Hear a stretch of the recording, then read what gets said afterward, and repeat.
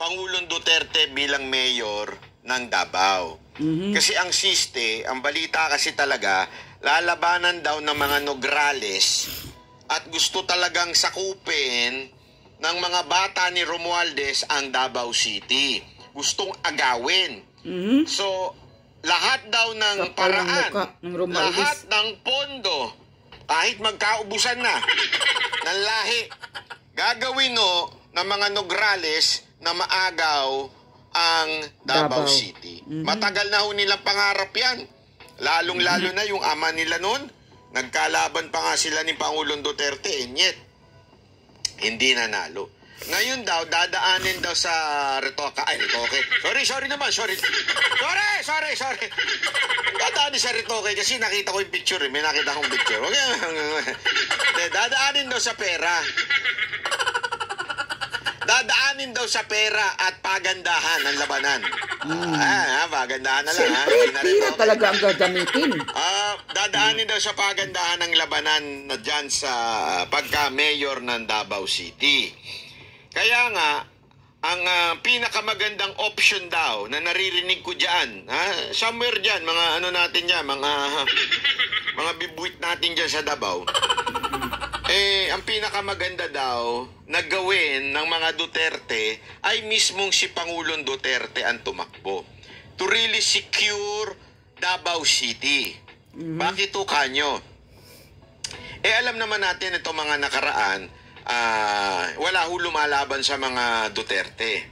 At kung mapapansin ninyo, ito ring mga nakaraang election, talaga masasabi nating panalong-panalo mga Duterte dyan. Kaya kahit sino ang tumakbong Duterte, talaga nga namang walang lumalaban. But this time, matindi daw yung kalaban. Yun ang sabi. Matindi dahil sa pera. Matindi ba dahil gusto ng tao? Hindi. Dahil sa pera. Dahil uubusin ng pera. Uubusin ng pera. Talaga Pera ng bayan. ng ayuda para manalo sa pagka-mayor yung bata daw ni Tamba. Si Nograles. Yun ang siste. Kaya, to be sure na talagang malakas naman po si Baste bilang mayor. Kaya lang, syempre, somehow, iba pa rin po pag yung tatay ang tumakbo, si Pangulong Rodrigo Roa Duterte. At ang balita ko, although marami nag-i-encourage sa kanyang tumakbong senador, si Pangulong Duterte ayaw niya na yung bumabiyahe pa Manila. Kasi nga, as much as possible, ang gusto talaga niya to spend time with his family. As a matter of fact po, kung matatandaan ninyo, di ba, isa sa mga kondisyon na ibinigay ni VP Sara Duterte kay Bongbong Marcos noon, napapayagan siyang umuwi sa Davao lagi. Kasi ganun po talaga sila. Malapit po sila sa pamilya, so ayaw na nilang malayo. At si Pangulong Duterte spend so much time, lalong-lalo na itong mga nakaraang 6 na taon na siya'y Pangulo, na nasa Maynila siya. Kaya this time, syempre matanda na rin po yun, gusto na hong hindi masyadong pumupunta ng Maynila. Pag nagsenador siya, required po siyang pumunta ng Maynila palagi. Kaya sabi niya, di umano, mga naririnig natin balita dyan, which is, yun din naman nadinig ko sa kanya, ayaw na po niya talaga na tumakbong nasyonal. So, ang gusto lang po niya ay manatili po sa Davao. Kaya nga, tama-tama ho yung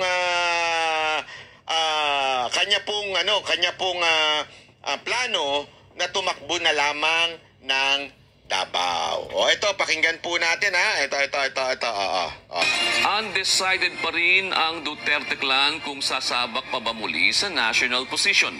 Ito ang mariing sinabi ni Congressman Paulo Pulong Duterte sa media matapos naghain ang kanyang anak ng Certificate of Candidacy na si Rodrigo Duterte II bilang representative sa 1st District ng Davao City sa ilalim ng Partidong Hukbong ng Pagbabago. Ayan po ang pinakamalinaw na sinabi ng Duterte. Undecided. Pag sinabi mong undecided, meaning wala po pa silang pinaling sinasabi at pinaling desisyon po. Naintindihan natin, wala pa pong pinali. So, bukas pa po sila sa pagtakbong national.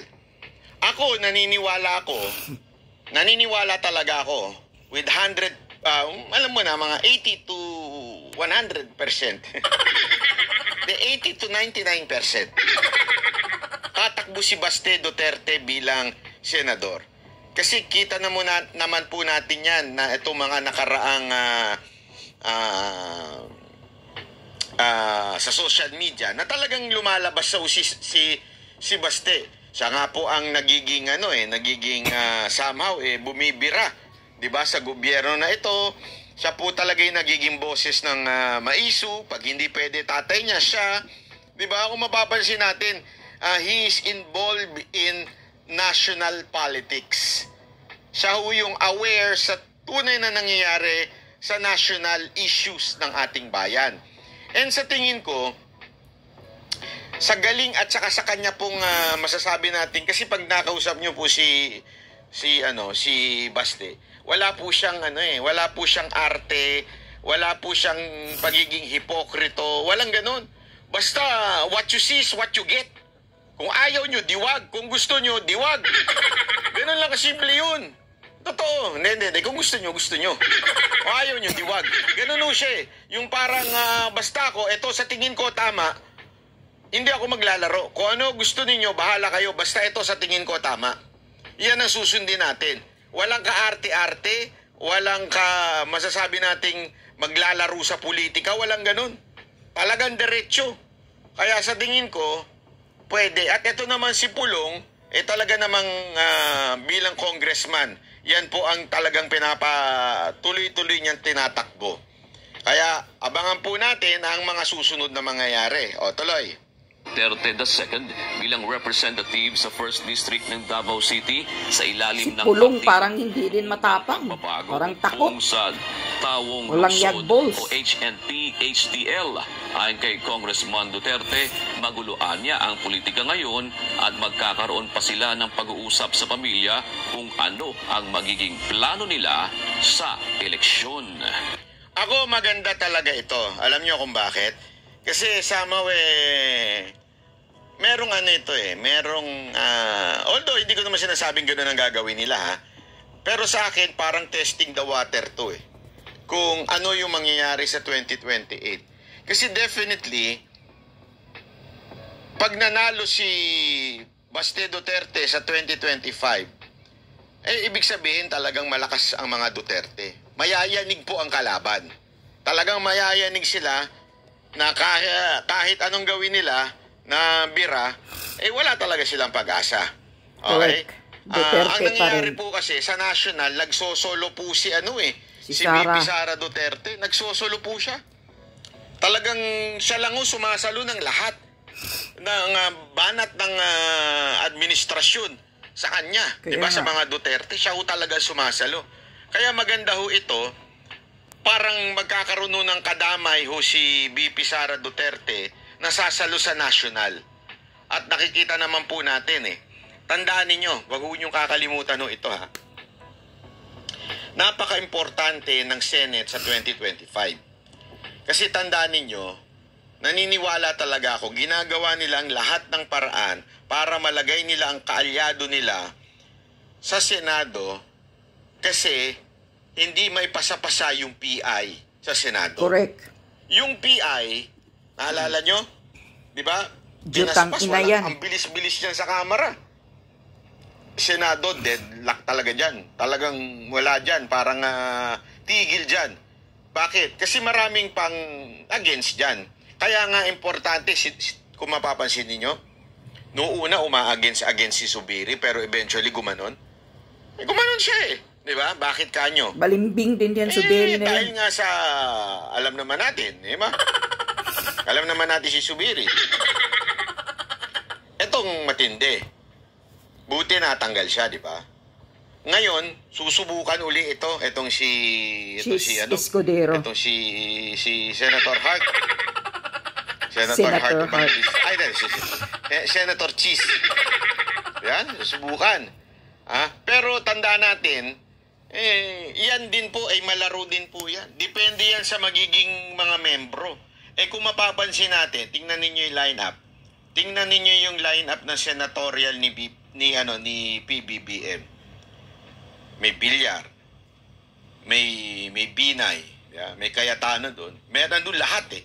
Ibig sabihin, meron talagang tendency na makuha niya ang bilang sa Senado. Nandun pa mga Lacson. Nandun pa si Soto. In terms of number, maaring makuha na ng administrasyon yung numero sa Senado. At pag nangyari yon, ito yung sinasabi doon sa article ni Tiglao, na sinasabi niya, yung issue kay Kibuloy ay isang mas malalim pa. Talagang tinatanggalan ng power ang mga Duterte para makatakbo dito sa 2025 at may manalo na kalaban. Yun ang purpose daw. Bakit nga kanyo? Dahil pag may nanalong mga kaalyado ni Bongbong Marcos sa Senado, maaari nang maipagpatuloy ang maitim na balak nila na PI, pagbabago ng konstitusyon. At pag nangyari yon, Panalo si Tamba. yung hindi manalo sa national na si Tamba, baka maging prime minister. Correct. Kasi sino ang boboto? Yung na lang, sila na lang. Yung mga mambabatas na lang ang assemblyman ang tawag doon. Sila na lang boboto. So pag nanalo po yun, yari na.